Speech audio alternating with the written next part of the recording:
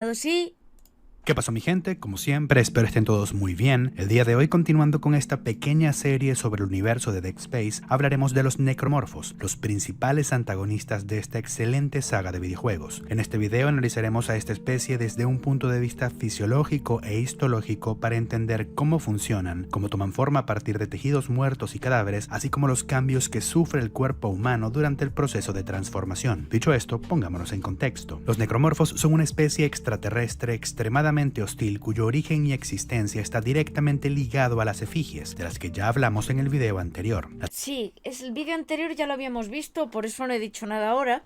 Y la idea era ver los siguientes, pero nos pusimos a hacer cosas y se fue. O sea que aquí está. Las efigies son grandes estructuras monolíticas de procedencia desconocida que emiten una forma de señal que induce cambios en el comportamiento de las personas, abocándolas a la violencia o el suicidio, lo que a su vez lleva a la acumulación de cadáveres que al mismo tiempo son mutados y transformados debido a las propias señales de la efigie, que inducen cambios en el ADN de las células y tejidos muertos para reactivar su maquinaria metabólica, resucitándolas y transformándolas en necromorfos en el proceso. Dicho de forma sencilla, las efigies generan una señal que por una parte produce cadáveres a través de trastornos psiquiátricos y por otra los transforma en una nueva forma de vida conocida como necromorfos. A pesar de que todo esto pueda sonar poco realista, lo cierto es que puede fundamentarse bastante bien en ciertos datos científicos de la vida real. Está muy currado realmente el de Dead Space, y si uno se fija cómo se explica lo de la efigie, pues tiene sentido dentro de lo que es el mundo de Dead Space y de lo que estaba ocurriendo. Así que está bien montado. Por una parte, es bien sabido que la radiación ionizante, una forma de radiación electromagnética, provoca cambios en el ADN de nuestras células, mutaciones que suelen terminar en diversas formas de cáncer o en la muerte celular que lleva a la temida enfermedad por radiación aguda, de la que ya hemos hablado en videos anteriores. Sin embargo, lo que hacen las efigies va mucho más allá de esto, en vista de que los cambios genéticos provocados en las células muertas, a diferencia de lo que ocurre con la radiación ionizante, no son aleatorios. Los necromorfos poseen ciertos rasgos anatómicos característicos y en cierta medida uniformes entre sus distintas variantes. Hablamos de cambios genéticos que no son al azar, sino que al contrario siguen un patrón definido que llevan a que un cadáver se convierta de forma consistente en un slasher o un leaper, por ejemplo, y no en un paciente irradiado. Hay que tener en cuenta que la naturaleza de la señal de la efigie es algo que nunca se deja claro a lo largo de la franquicia. En el video anterior mencionamos que esta señal ciertamente se acompaña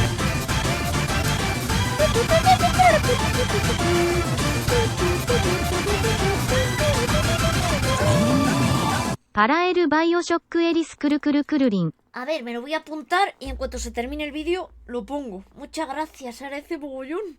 De verdad.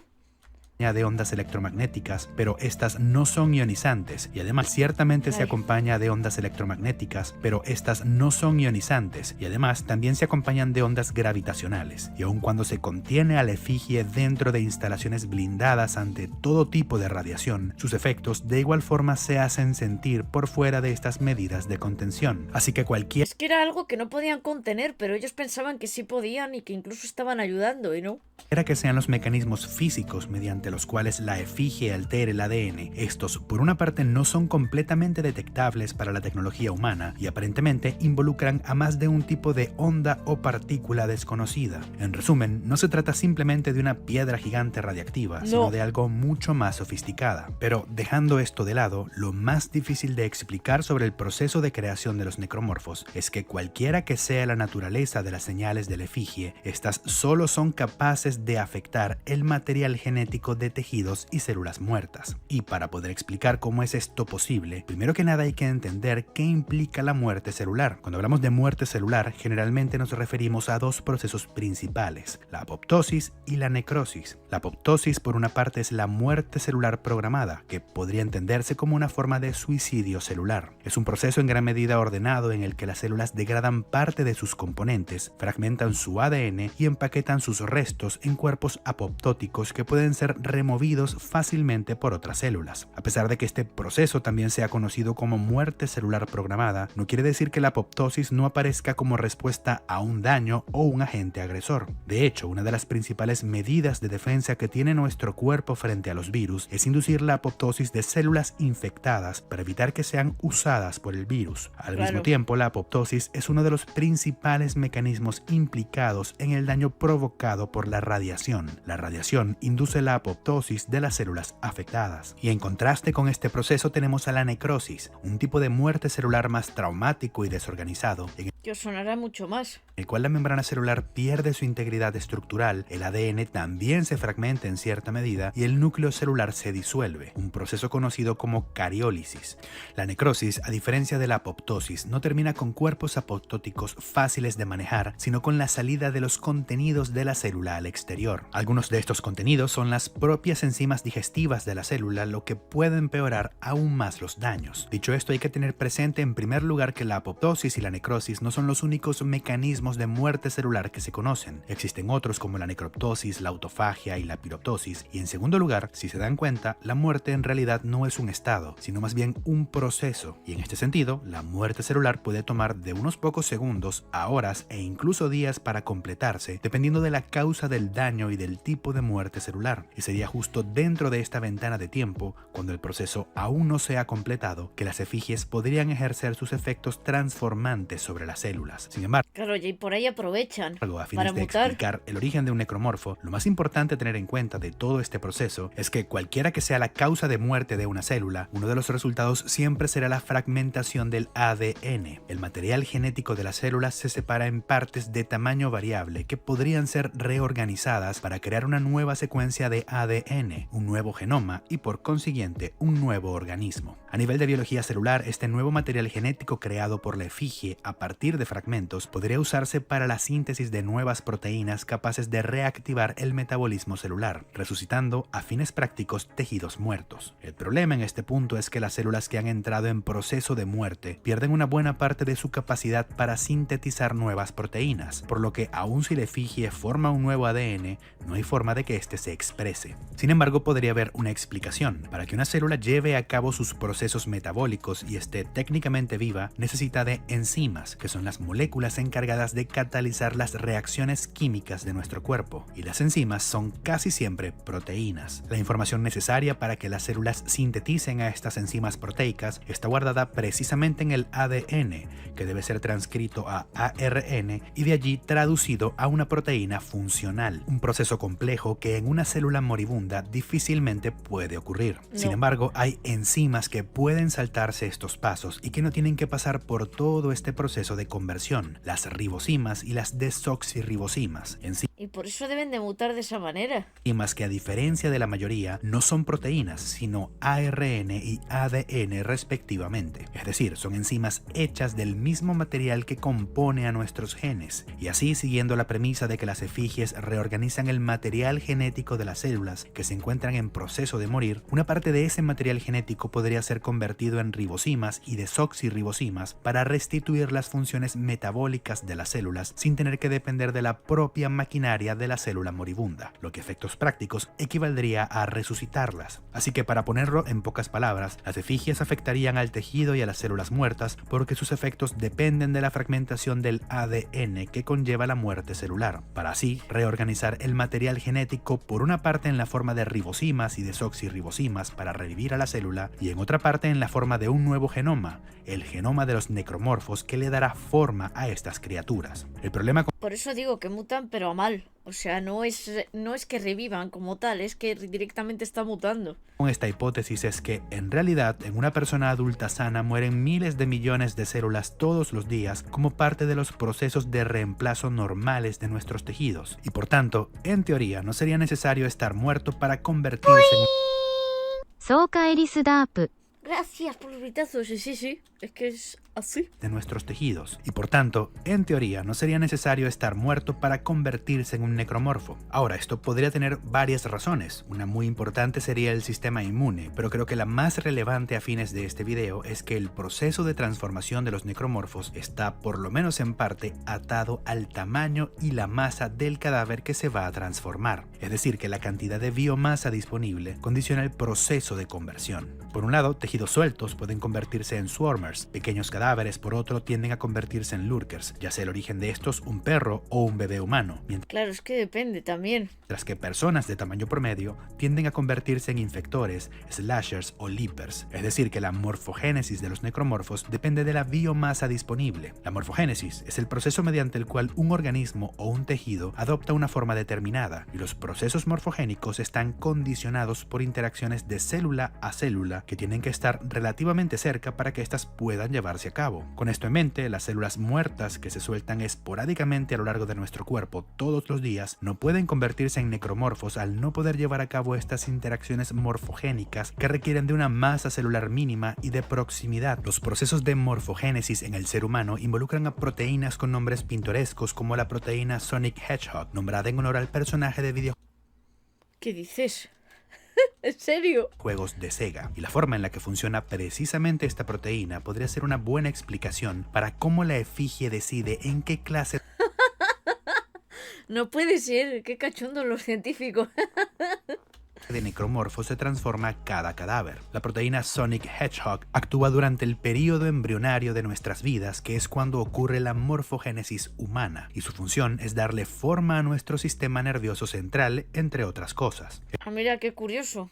Pues ahí está de base. Esta proteína trabaja a través de lo que se conocen como gradientes de concentración, es decir, que sus efectos sobre las células dependen de la concentración en los tejidos. Como esta proteína es producida en lo que se convertirá en la cabeza, es aquí donde se va a conseguir una mayor concentración de esta sustancia, mientras que las partes más alejadas de la cabeza, al contrario, tienen concentraciones cada vez más bajas. Para ponerlo de forma simplificada, este morfógeno le permite a nuestras neuronas saber dónde va la cabeza y por consiguiente también dónde va los pies, dependiendo de la concentración de este compuesto, para así organizarse en consecuencia. Y mediante un mecanismo no necesariamente igual, pero por lo menos similar, se podría explicar cómo un cadáver se convierte en uno u otro tipo de necromorfo dependiendo de la cantidad total de biomasa a través de un Ah, claro, y que directamente sepa dónde deben de ir las extremidades extras o qué es lo que debe de hacer para que sea más útil.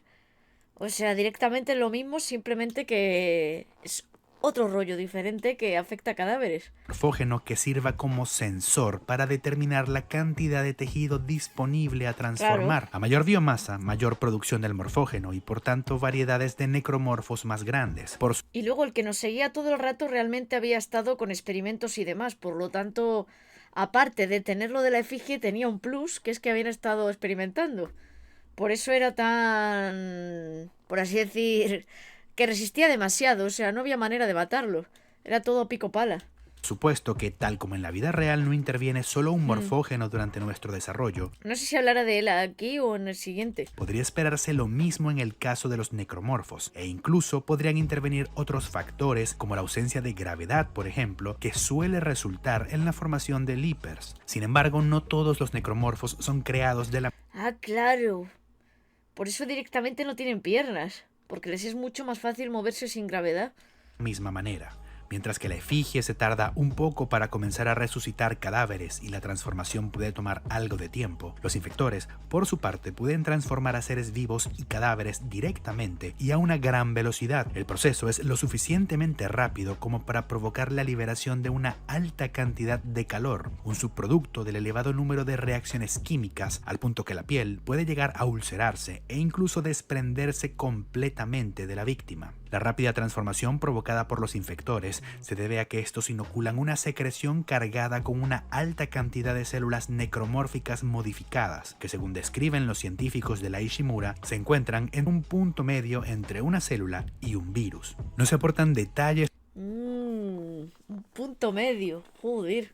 sobre la microanatomía de estas células, por lo que no sabemos muy bien a qué se refieren con esto, pero en la vida real existen organismos que se podría considerar están en un punto medio entre las células y los virus. Ciertos géneros de bacterias, como las ricketsias por ejemplo, carecen de los genes necesarios para poder vivir independientemente y reproducirse. En este sentido son como los virus al depender de una célula hospedadora para su desarrollo. Aún así, son seres celulares con las características microanatómicas propias de una bacteria y sin ninguna ninguna duda son consideradas como seres vivos. Quizás Claro. las células inoculadas por los infectores sean algo similar, un parásito intracelular como las ricketsias, pero capaz de modificar rápidamente a las células de su víctima para que sirvan como el punto de inicio de los procesos morfogénicos que describimos anteriormente. A nivel fisiológico, los necromorfos son organismos extremadamente resilientes. Pueden tolerar sin problemas el vacío del espacio, lo que también implica una resistencia elevada al frío extremo, la radiación y la anoxia. En Es que son hiperresistentes, aguantan de todo. Pero de todo. líneas generales también toleran muy bien los traumatismos y las heridas en regiones anatómicas que Y lo bueno es eso, que cambian mucho de una zona a otra, porque depende mucho de la gravedad que haya, de si hace frío, si hace calor, todo. Ujú. Y ya os digo, yo siempre me acuerdo de los bebés del Dead Space, porque cómo mutan. Y dependiendo del Dead Space mutan de una manera u otra. O sea, tienen tela. líneas generales también toleran muy bien los traumatismos y las heridas en regiones anatómicas que en los seres humanos son vitales, incluyendo la cabeza. Esto deja implícito que tanto el sistema nervioso como el sistema circulatorio, a diferencia de lo que ocurre con los seres humanos, se hallan descentralizados o por lo menos poseen corazones y neuronas motoras redundantes. Una Sí. pista de la fisiología descentralizada de los necromorfos reside en el hecho de que algunas variantes tienen la capacidad de disociar sus cuerpos completamente en segmentos independientes. Sí, que no les daba ningún problema que se partieran. Pero había otros que se les afectaba de verdad. Por eso que no tiene por qué estar ese órgano donde nosotros pensábamos que estaba. Al fin y al cabo, el cuerpo humano, aunque no lo parezca, tiene una estructura segmentaria que es más evidente durante el desarrollo embrionario. Cada uno de estos segmentos con su respectivo componente vascular, nervioso y muscular, lo necesario para crear un organismo independiente, por lo menos de forma temporal. En nuestra especie, cada uno de estos segmentos se desarrolla hasta convertirse en una estructura altamente especializada, pero en otras, estos pueden independizarse y sobrevivir aun cuando se les separa del cuerpo original. Y esta podría ser una buena base para explicar la alta resistencia de los necromorfos ante las heridas en zonas vitales, una fisiología más compartimentalizada y basada en segmentos más independientes. Y esto nos lleva a que Y que directamente no funciona igual. la única forma fiable de detenerlos es quemándolos, empalándolos o cercenándoles las extremidades, y es probable que estas dos últimas opciones apenas los detengan temporalmente debido a una pérdida masiva de sangre. Sí, porque se siguen moviendo. Respecto al sistema respiratorio no hay prácticamente nada de información, pero repartidas a lo largo de la Ishimura podemos conseguir algunas radiografías de cuerpos transformados, en las que se pueden observar campos pulmonares radiolúcidos, lo que indica pulmones ventilados. Pero, en mi opinión, es probable que la presencia de pulmones no sea necesaria para esta especie. Son No. indiferentes a traumatismos torácicos que llevarían a un colapso pulmonar o un tórax inestable, y además toleran sin problemas la descompresión y el vacío que en un ser humano desprotegido provocarían un barotraumatismo pulmonar. Más allá de esto, la única variante de necromorfo en la que los pulmones son claramente evidentes, estos sirven para segregar gases tóxicos al medio Estos sufrían un montón, era horrible, ¿eh?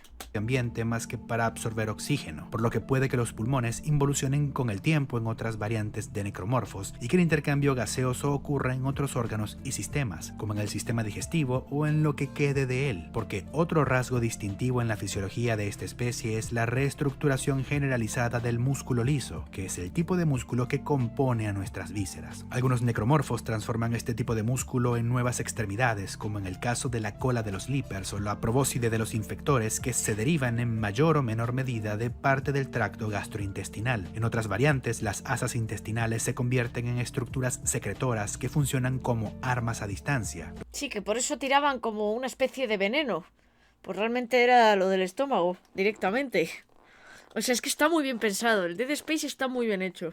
Los Lurkers son un buen ejemplo de esto y algo similar ocurre con los Guardianes, pero sin dudas el sistema que sufre las modificaciones más extremas es el sistema osteomioarticular, músculos, articulaciones y sobre todo los huesos que, Sí. dependiendo de la clase de necromorfo, crecen para convertirse en armas blancas peligrosas como ocurre con los Slashers, los Leapers y los Stalkers, o al contrario, son reabsorbidos hasta hacerse frágiles, pequeños e incluso inexistentes como ocurre Madre mía, esta radiografía, qué horrible, ¿eh? con los Exploders y los Guardianes. Si estos son los que llevan directamente el saco este que explota. cuyo material óseo probablemente vaya a parar en las corazas de las versiones más grandes y blindadas de los necromorfos, como los brutes, por ejemplo, porque otro aspecto en la fisiología de esta especie es la capacidad de intercambiar nutrientes y recursos a través de la corrupción, un tejido que tapiza suelos y paredes de allí donde ocurre un brote de necromorfos. La corrupción digiere y absorbe materia orgánica y pareciera ser capaz de crear necromorfos directamente y de degradar los cuerpos de los caídos. También podría ayudar a explicar la desaparición de órganos y sistemas en esta especie, sirviendo a modo de un sistema digestivo y excretor comunitario, lo que va en línea con las ansias de la efigie de transformar toda forma de vida en una sola. Bueno, señores, espero que les haya gustado el video. Qué espero guay, que no se haya hecho demasiado técnico o pesado. En el siguiente analizaremos individualmente a cada uno de los tipos de necromorfos para ampliar caso por caso la información relevante y en la el anatomía siguiente de habla cada una del de las otro. variantes de esta especie, incluyendo a las lunas hermanas. Recuerden alimentar al algoritmo con un comentario y consideren apoyarme en Patreon o en la sección de miembros del canal. Muchas gracias a quienes ya lo hacen. Yo me despido y nos vemos en el siguiente video. ¿Qué pasó, mi gente? Pues muchas gracias a Chamo por necromorfos, fisiología e histología de los necromorfos de Dead Space. Os lo dejo en el chat por si queréis darle me gusta, comentarle o volverlo a ver. Pero vamos, el Dead Space es un juego súper bien hecho, muy bien pensado. Y si lees las notas te vas dando cuenta de lo que realmente ocurrió dentro de la nave y qué es lo que pensaban los doctores y por qué se estaba creando. Está muy bien montado. Caminado, muchas gracias por esa sub, se agradece mogollón. Gracias por el apoyo. Y ya os digo, por eso se convirtió en uno de mis videojuegos favoritos. Realmente es un juego que me gusta mucho y a mí me encantaba leer las notas. Porque es que te enterabas de todo. Y encima, si puedes directamente ver vídeos de este estilo y enterarte cómo podría funcionar realmente, pues apoyándote de cómo funcionan las células, los virus, las bacterias y demás, pues aprendes mucho más. Y puedes sacarle aún más sentido a por qué los necromorfos evolucionaban de esa manera en Dead Space. Así que mola mogollón, vamos. Me emociona mucho. Así que muchas gracias, Iso, por haberme acompañado y espero que os gustara tanto como a mí.